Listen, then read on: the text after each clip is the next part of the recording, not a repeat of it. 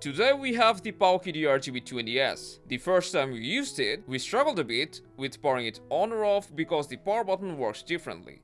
That's why in this guide, I'll show you how to safely turn on or turn off your Powkiddy RGB20S.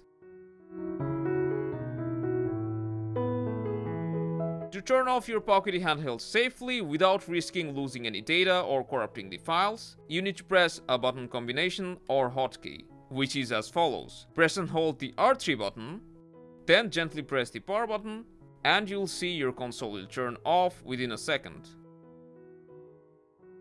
Now to turn it back on, you need to gently press the power button for about a second until you see the RGB logo. I'm telling you to gently press it, because if you press the power button too hard, then it will force restart your console, which may cause data loss.